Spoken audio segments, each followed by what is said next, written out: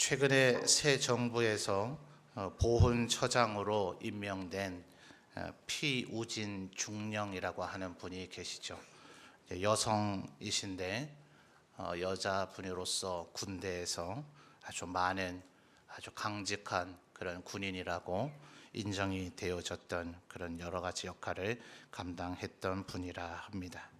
이분이 보훈처장으로 이제 지명이 되어지고 임명되어지는 그런 과정 속에서 청와대 인사수석이 이제 발표를 할 때 기자 앞에서 이제 이 보훈처장 내정자라 그래야 되나요? 이분이 이제 이런 얘기를 하시더라고요. 보훈은 국가 안보의 과거이자 미래이다. 그러니까 이제 나라를 위해서 충성했던 분들을 얼마나 국가가 그들을 기억해 주느냐, 이런 게 이제 보훈이겠죠. 그것이 곧 국가를 지켜내는 이제 과거이고 미래가 될 것이다. 그래서 아마 지금 그런 대상자들, 나라를 위해서 가족이 목숨을 잃거나 다쳐서 나라의 돌봄이 좀 필요한 분들을 이제 보통 보훈 가족이다 이렇게 표현하죠. 그래서 그 보훈 가족들이 국가로부터 잊혀지지 않았다라는 것을 느끼도록 이제 자기는 그런 것을 위해서 최선을 다하겠다. 자기 어떤 임명되고 이 일을 맡게 된다면 이제 이런 자세로 일을 하겠다 하는 그런 인터뷰를 보면, 일종의 발표죠. 자기의 견해를 밝히는 것을 보면서 참 감명이 되어지더라고요. 국가가 우리를 기억하고 있는가?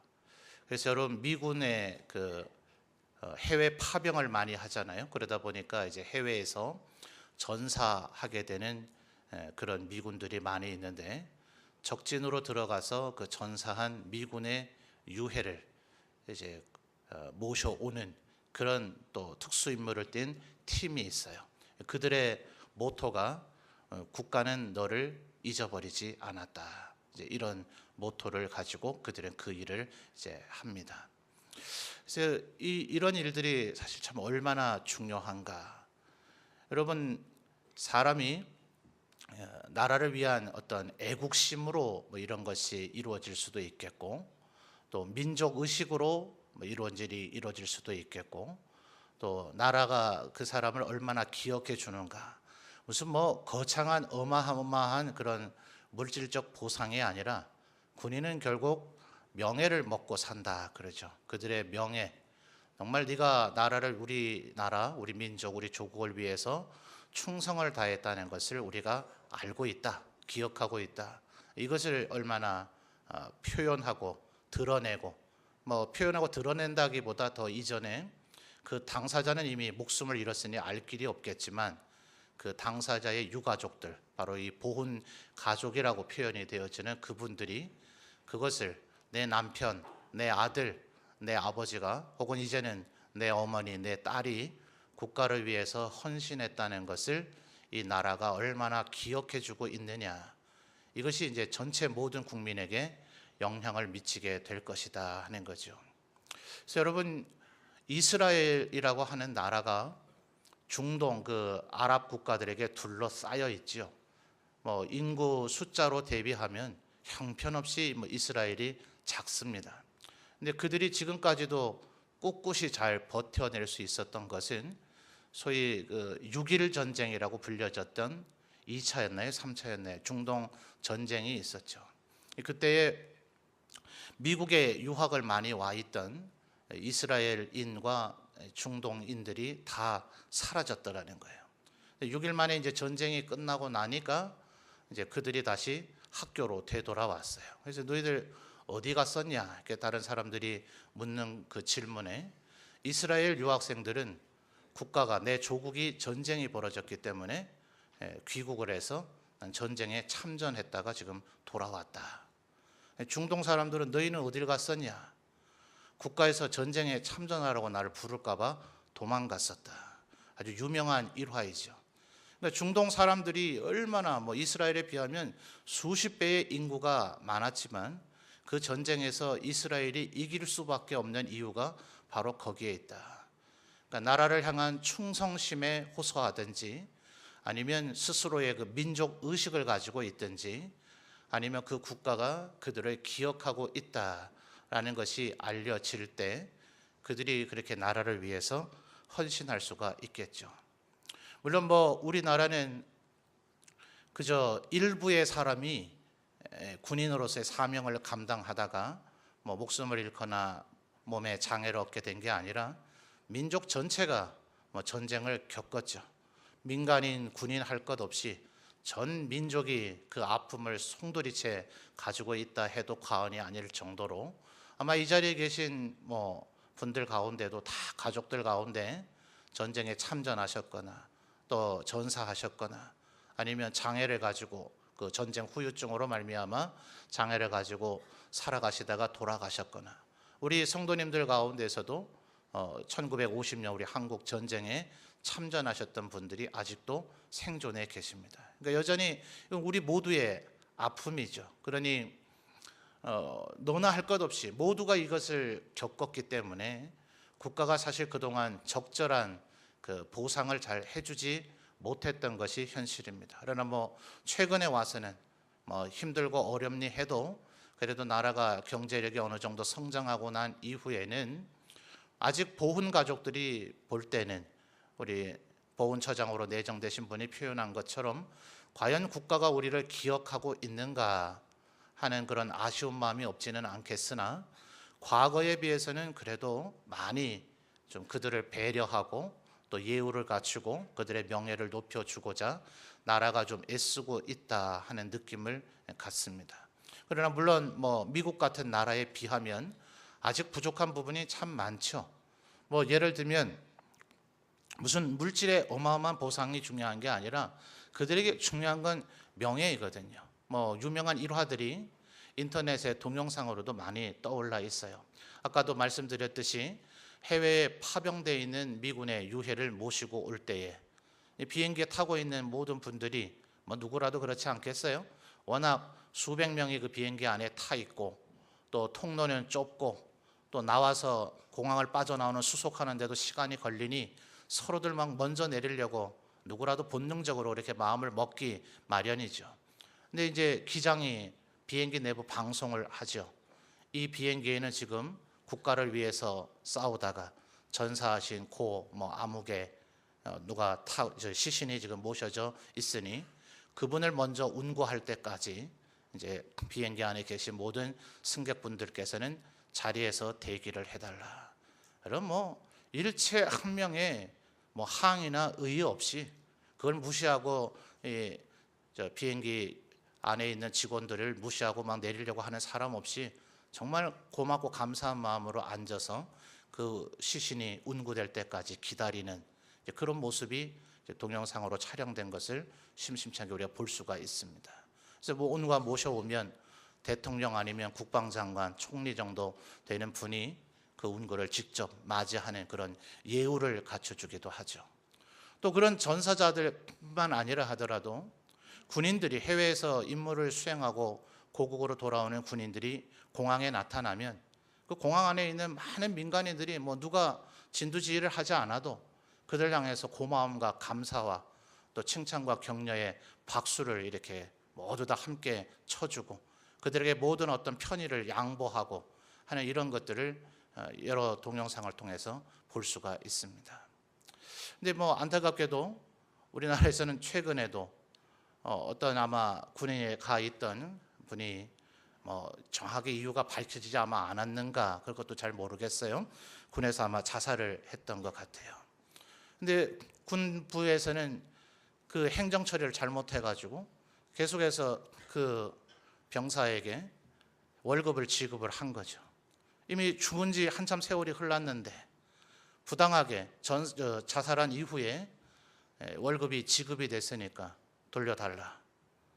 총 금액 해봐야 수십만 원밖에 되질 않는 것 같아요. 그런데 그 유가족들에게 부당하게 잘못 지급됐으니 돌려달라. 안 돌려줘서 소송을 진행을 하고 있다. 이런 게 이제 최근에 보도가 되고 이러니 우리는 아직 이런 국가를 위해서 희생한 분들에 대한 예우나 그들의 명예를 높이는 일들을 또 억울하게 뭐 그릇되게 희생되는 일들이 없도록 하는 일에 아직은 한참 온 국민이 노력을 하고 제도적인 장치도 좀 마련해야 되겠구나 하는 그런 생각이 들어집니다. 여러분, 이런 사람들을 우리가 알아주고 할 때에 사실 다 알아낼 수가 없죠. 그 전쟁에 정말 지대한 공헌을 한 사람이 당사자도 전사를 하고 그와 함께 동료로서 그 임무를 수행했던 사람들 모두 다가 전사해버리면 도대체 이분들이 뭐 어떤 일을 했는지, 얼마나 참 위대하고 좀 희생적인 영웅적인 일을 했는지 아무리 그것을 찾아내고 밝혀내고 그들의 명예를 드높이고자 하더라도 다 할 수는 없어요. 그러다 보니까 이제 국가가 할 수 있는 최선의 방법이 뭐예요? 주요 전적지들마다 무명 용사의 비가 세워져 있죠. 이름조차도 알 수 없는, 도저히 우리가 그들을 기억하려고 해야 기억할 수도 없는 그런 상황이 벌어질 때 우리가 너의 이름을 알지 못하나, 너가 누군지 모르지만, 네가 어떤 일을 했는지 알지 못하지만 그래도 우리가 너를 기억하고자 하는 마음이 있다라는 것을 보여주는 것이 아마 그런 노력이 아닌가 생각을 해봅니다. 여러분, 지금 이 6월 달이 이제 시작이 됐고 내일 모레 이제 화요일이 되면 현충일이죠. 이 6월을 흔히 호국 보훈의 그런 달이다 이렇게 이야기를 합니다. 여러분, 우리 아까도 말씀드렸습니다만 성도님들 가운데, 특별히 우리 원로 장로님 가운데서도 전쟁에 참전하신 분도 계시고, 이 자리에 월남전에 또 참전하신 분들도 꽤 다수 계신 줄로 알고, 우리 현역 지금 군인으로 근무하고 계신 분들도 많이 계신 줄로 압니다. 그분들이겠습니까? 군인만은 아니고 명예롭고 이 국가와 민족을 위해서 헌신하고 희생하신 분들이 군인만은 아니죠. 우리를 위해서 자신을 희생하고 한 그런 고마운 분들을 기억하는 그런 이런 6월이 되었으면 좋겠습니다. 여러분, 우리 신앙 안에도 이런 것이 전혀 없는 것은 아니죠. 신앙에 마땅히 기억해야 될 그런 것이 히브리서 11장이라고 생각합니다. 그래서 어떤 이들은 히브리서 11장을 믿음장이다 이렇게 표현을 하죠. 그리고 조금 더 현대적으로 요즘 젊은 세대들에게 걸맞는 표현으로는 믿음의 명예의 전당이다 이렇게 표현할 수가 있을 거예요. 그런데 여러분, 히브리서 11장을 제가 여러 번 저도 강해하면서 이렇게 설교를 해보는데 조금 아쉬움이 있어요. 제가 보는 시각 속에서는 이분들 말고도 그 믿음의 사람들이 있는데, 대부분은 그 히브리서 11장이 아주 고대로부터 신약 시대에 이르기까지 그 구약 시대를 시간의 흐름 따라 이렇게 인물들을 소개하죠. 믿음의 사람이라고 할 수 있는 인물들. 근데 그 중간중간에 제가 볼 때는 좀 빠졌다 싶은 사람도 있는 거예요. 이 사람들도 충분히 믿음의 사람으로 우리 후세대들에게 좀 소개되어지는 것이 마땅하고 여겨지는데 히브리서 11장엔 그것이 누락되어 있어요. 아마 이 히브리서를 기록한 저자, 유일하게 지금 신약 성경 중에는 정확한 저자가 누구인지를 잘 모르는 성경이 히브리서인데요. 이 저자가 어떠한 환경 가운데서 히브리서를 썼는가, 그러니 그것도 잘 사실 모릅니다.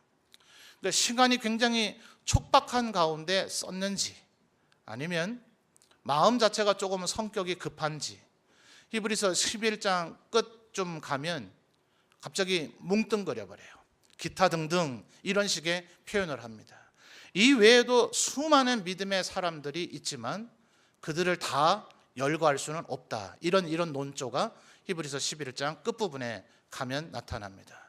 그래서 이 외에도, 이 사람뿐만이 아니라 이 외에도 수많은 믿음의 사람들이 있고 그들은 세상에 감당치 못할 사람이었으니 우리들은 이 믿음의 사람들을 본받아야 된다. 이런 논조로 히브리서 11장 뒷부분이 기록이 되어집니다.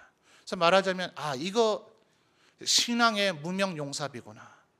신앙 안에서도 정말 모든 사람들, 우리가 정말 이 사람 본받아야 되겠다, 대표적인 사람들이 결국 예수님이 변화산에 올라가셨을 때 좌우에 나타난 모세와 엘리야 같은 분들 아닙니까? 아브라함, 이삭, 야곱, 요셉, 다윗, 사무엘 이런 사람들도 있겠지만 그래도 결국 하나님 입장에서 볼 때 또 아주 중요한 역할을 했던 사람이 그 두 사람이기 때문에 예수께서 십자가를 지시기 위한 그 십자가의 길을 이제 출발하는 거예요. 북방에 있는 그 보통 학자들은 헬몬산이라고 봅니다. 헬몬산에서부터 가이사랴 빌립보를 거쳐서 갈릴리 그리고 사마리아를 통과해서 유대 예루살렘으로 입성하기 위한 십자가를 지기 위해서 걸어가는 그 길을 출발할 때에 하나님께서 모세와 엘리야를 이 세상에 다시 보내셔서 예수님과 대화하게 하시고 예수님에게 용기와 축복과 격려를 주시는 그런 모습이고, 또한 동시에 사도들의 믿음을 더하는 그런 모습이 바로 변화산의 모습이라고 이렇게 설명을 합니다. 그런 모세와 엘리야, 그들 외에도 굉장히 많은 믿음의 인물들이 있지만 성경도 히브리서의 저자조차도 그들을 다 기억할 수는 없는 거죠. 그러면 여러분, 하나님은 어떠신가? 저는 오늘 이 말씀을 준비하면서 여러분 지금 4절 말씀, 오늘의 설교의 제목이죠. 4절에 고넬료를 향해서 하나님께서 천사를 보내서 뭐라 그럽니까? 4절, 고넬료가 주목하여 보고 두려워 이르되 주여 무슨 일이니까? 천사가 이르되, 자 여러분 한번 읽어주실까요? 그 다음 시작.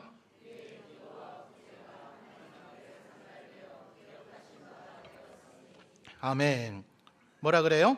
내 기도와 구제가 하나님 앞에 상달되어져서 하나님께서 기억하신 바가 되었다는 거예요. 여러분 대단하지 않습니까? 이 사람 지금 하나님이 기억하고 있는 이 사람이 누구예요? 고넬료입니다. 고넬료. 도대체 이 고넬료가 언제, 어떻게, 왜 하나님을 알게 되었을까? 이게 막 성경학자들이 굉장히 궁금한 부분입니다. 근데 성경에 그 얘기는 명쾌하게 알려주질 않아요. 그래서 어떤 목회자나 신학자는 예수님께 병을 고쳐달라고 했던 그 백부장, 그 사람이 고넬료가 아닐까? 왜냐하면 1절 보세요. 1절의 마지막 단어가 뭡니까? 가이사랴에 고넬료라는 사람이 있으니 이달리아 부대라 하는 군대의 뭐예요? 백부장이라. 그랬으니 이 사람이 바로 그 사람이 아닐까? 예수님께서 뭐라 그러셨죠? 유대인 가운데서도 이러한 믿음을 내가 본 적이 없다. 주님 직접 오실 필요가 없습니다. 저도 상관도 있고 부하도 있는데 그냥 여기서 나을 거라고 말씀만 하십시오. 뭘 그렇게 수고스럽게 제가 황송하게 저희 집까지 오시려고 하십니까? 여기서 낫는다고 말씀하셔도 제가 믿겠습니다 라고 얘기했던 그 백부장이 고넬료가 아닐까입니다. 그분이다라는 게 아니에요. 성경은 어디에도 그런 얘기를 하질 않아요. 그럴 정도로 도대체 이 사람이 2절 말씀을 보십시오. 그가 뭐예요? 경건하여 온 지방과 더불어 하나님을 뭐 했다고요? 경외하며. 여러분 다른 분들에게 참 경건하신 분입니다 라고는 그런 칭찬 정도는 늘 듣고 사시죠? 아유 정말 저분은 하나님을 경외하는 분이에요 라는 이런 칭찬 정도는 늘 듣고 사시죠? 이 말이 우리가 남에게 듣기가 얼마나 쉽지 않은 말이라는 거 우리 알죠? 듣고는 쉽지만, 그렇게 평가되어지고 싶기는 하지만 다른 사람들로부터 저 사람은 하나님을 경외하는 사람이다, 경건한 사람이다, 이런 평가받기가 참 사실 쉽지가 않습니다. 그런데 지금 이게 누가 이 얘기를 하는 겁니까? 유대인들이 이 고넬료를 평가하기를 이 사람은 그런 사람이다, 그렇게 인정을 해 주는 거예요. 어떻게 도대체 이런 일이 일어날 수가 있느냐 하는 거죠. 여러분 1절로 건설로 가서 보아도 이 사람이 현재 주둔하고 있는 데가 어디입니까? 가이사랴예요. 가이사랴는 이 로마인의 총독이 부임하는 곳입니다. 이스라엘의 북방에 시리아라고 하는 지역이 있죠. 고대에는 아수르라고 불려졌던 지역, 지금 IS가 막 난동을 뿌리치고 있는 그 근거지가 되어지는 터키와 시리아 그쪽 영역권입니다. 거기로부터 이 남부 유다 지역까지를 총괄하는 이 로마 사령부가 있는 곳입니다. 그러니까 빌라도 총독이 그 후에 또 다른 총독들이 예루살렘에 와 있기도 하지만 예루살렘엔 가끔 오는 개념이고요. 거기에 일종의 뭐랄까요, 지방 정부의 어떤 사업소, 어떤 사무실 같은 걸 하나 개설해 놓고, 왜냐하면 남부 유다 지역에는 예루살렘이 굉장히 비중 있는 곳이니까 거기를 가끔 오는 곳이지, 원래의 총독의 그 통치 위치는 가이사랴입니다.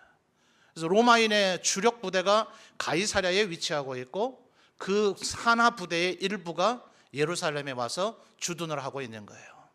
나중에 그 바울 사도가 여행을 하다가 예루살렘에 왔을 때 바울 사도가 이방인을 데리고 성전에 들어갔을 것이라고 유대인들이 오해를 해서 바울 사도를 죽이고자 하는 폭동이 일어나게 되죠. 그리고 바울 사도를 차라리 죽이자, 저건 뭐 재판하고 로마인들에게 뭐 죽여달라 이런 과정 거칠 때가 아니다 하면서 바울 사도를 죽이기 전에 내가 아예 밥도 안 먹겠다 이렇게 선언을 한 사람이 수십 명이죠. 그래서 바울 사도의 생질이 천부장에게 지금 이 바울 사도 로마 시민권자인데 이 사람을 죽이겠다는 암살 단체가 지금 조직이 됐으니 예루살렘에 두는 건 불안하다 이렇게 호소를 해서 로마 시민이기 때문에 그를 가이사랴로 압송을 해서 가이사랴에서 베스도, 벨릭스 총독, 그 다음에 헤롯 왕 이런 사람들에 의해서 차례로 신문을 받게 되죠. 그러니까 우리한테는 예루살렘이 아주 막 대단한 도시이지만 실제로 이때 당시에 로마의 행정적인 이 지역의 수도는 가이사랴예요. 그렇다면 여러분 백부장단이 요즘은 한 뭐 중대장급밖에 안 되잖아요. 이 백부장들을 어디에 더 유능한 사람을 배치해 놓겠어요? 총독을 가장 최측근에서 호위해야 되고 가장 다른 백부장들의 그 백부장들을 통솔하는, 만약 예를 들어 천부장이 죽었다 그러면은 바로 그들을 위해서 천부장을 계승해야 될 사람의 백부장을 가이사랴에 두는 것이 합리적인 행정적 조치겠죠. 그러니까 지금 이 가이사랴의 고넬료가 백부장으로 주둔하고 있는 것은 이 사람이 예루살렘에 주둔하고 있는 백부장과는 급이 다른 차기 천부장급 정도는 되는, 천부장 역임하고 나면 호민관 총독으로 진급하게 되는 코스입니다. 그러니까 이 사람은 굉장히 지금 로마 군대 내에서는 유력한 그런 사람이에요. 특별히 1절을 다시 한번 보십시오. 가이사랴에 고넬료라 하는 사람이 있으니 어떤 부대요? 이달리아 부대라 그래요.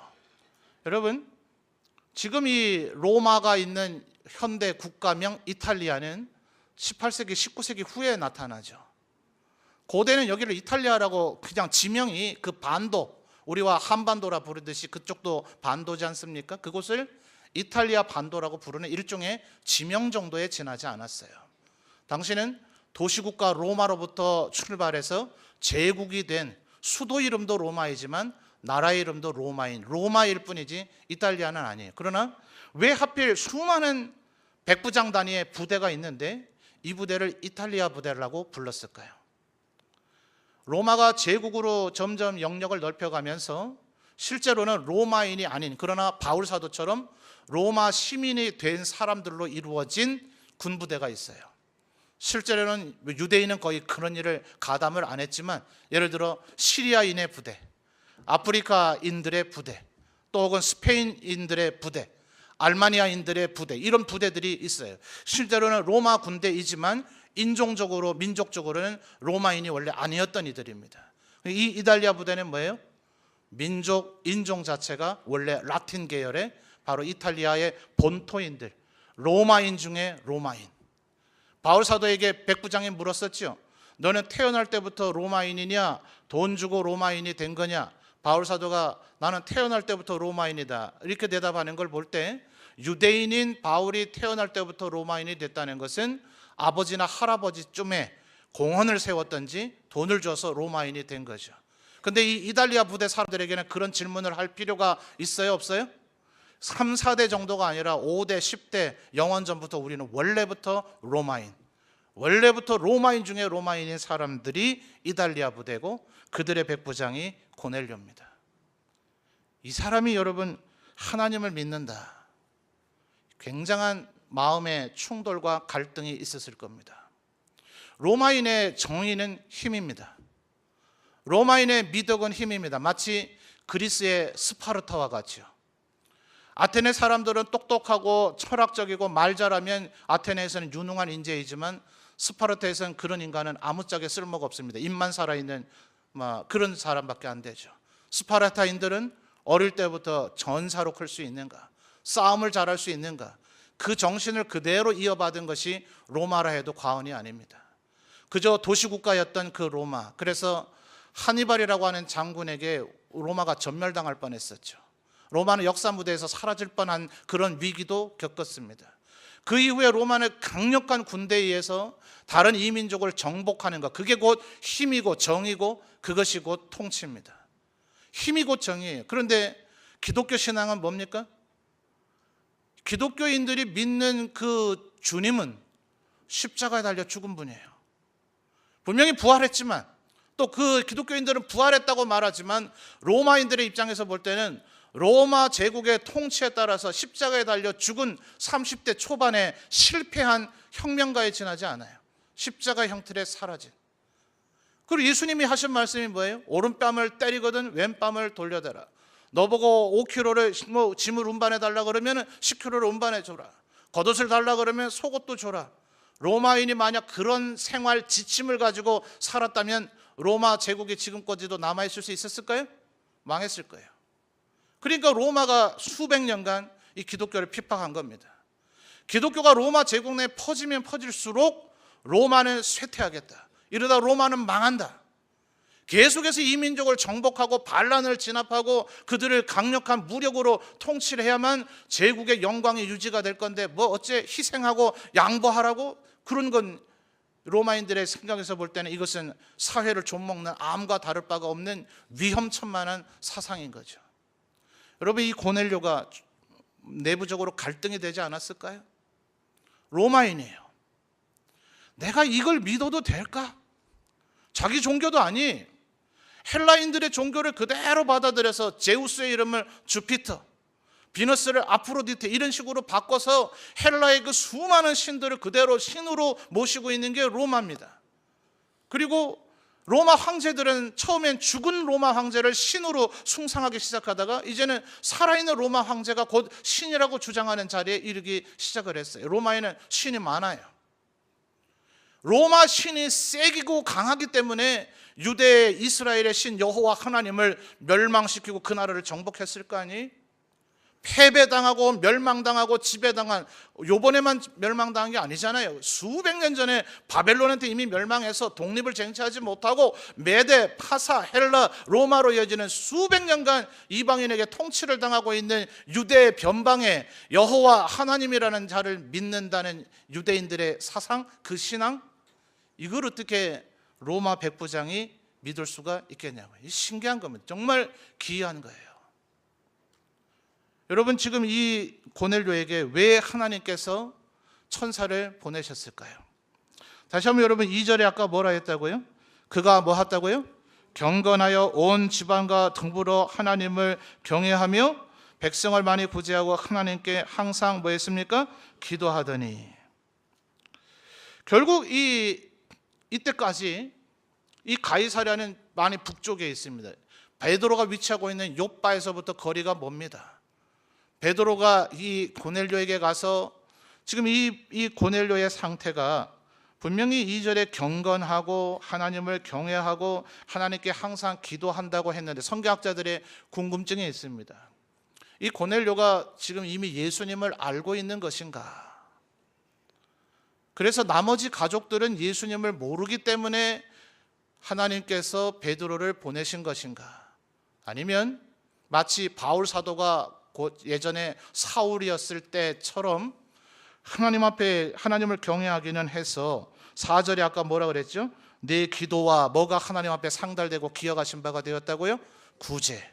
선행까지도 열심히 하고 있는 사람이기는 하지만 믿음으로 얻는 구원에 대해서는 모르기 때문에 보내신 건가? 어쨌든 베드로를 하나님께서 보냈습니다.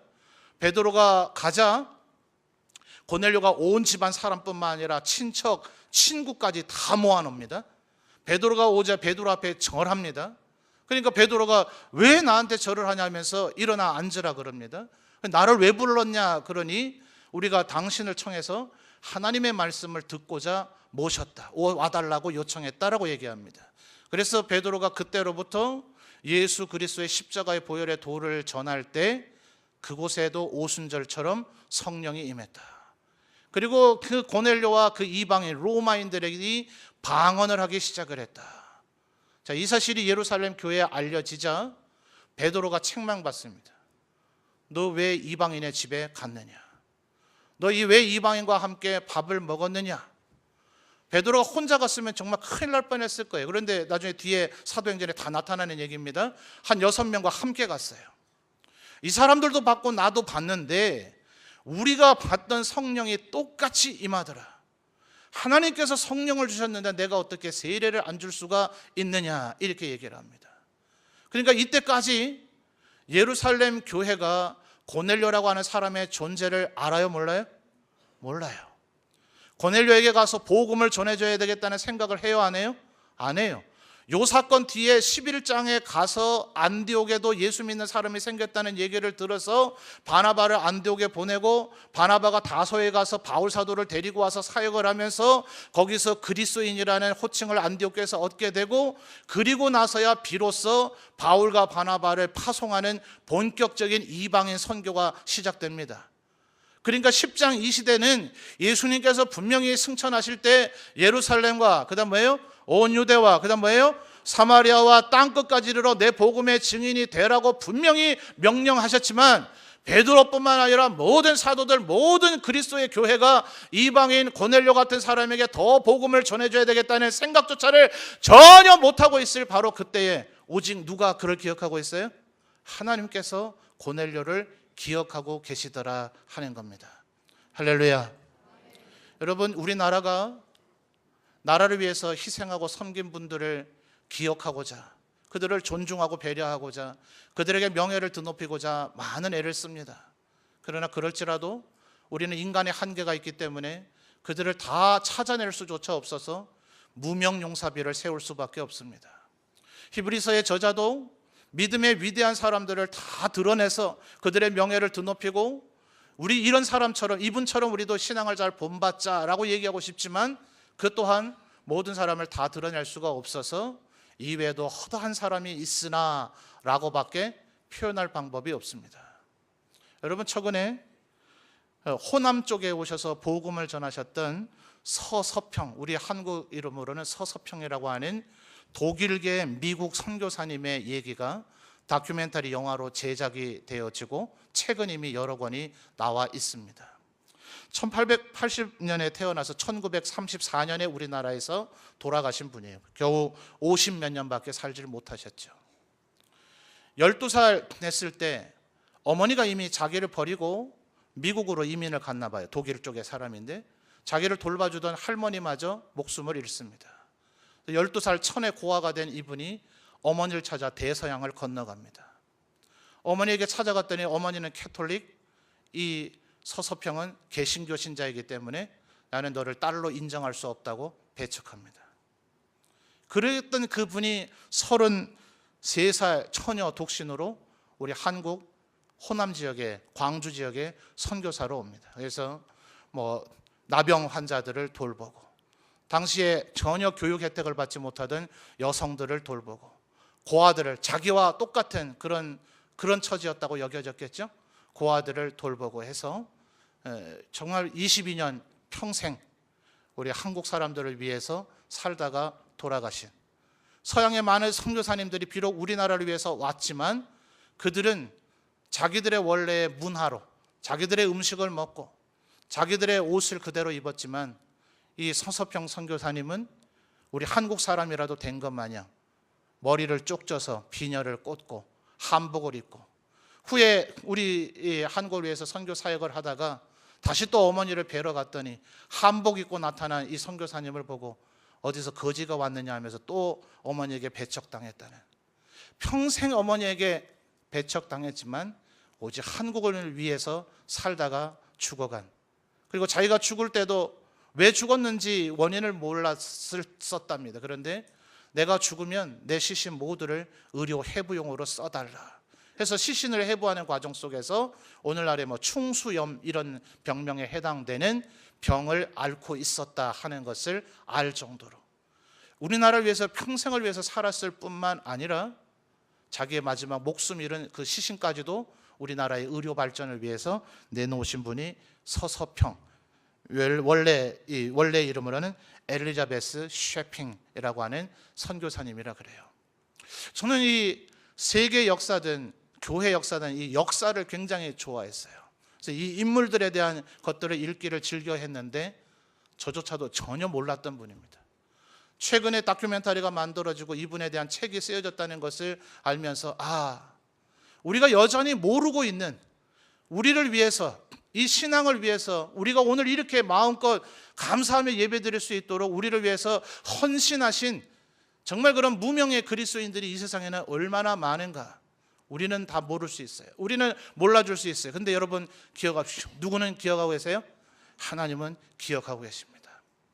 고넬료를 향해서 지금 천사를 보내서, 고넬료가 요청한 게 아니에요. 고넬료가 하나님 앞에 간절히 그걸 기도했던 게 아니에요. 근데 하나님 보실 때 이 고넬료에게 복음을 전해줘야 되겠구나, 고넬료와 고넬료 집안 사람들이 구원받게 해줘야 되겠구나, 얼마나 하나님 앞에 이 고넬료의 헌신이 대단했으면 하나님께서 고넬료를 기억하신 바가 돼서 전혀 가려고 안 하잖아요. 베드로 가려고 안 해요.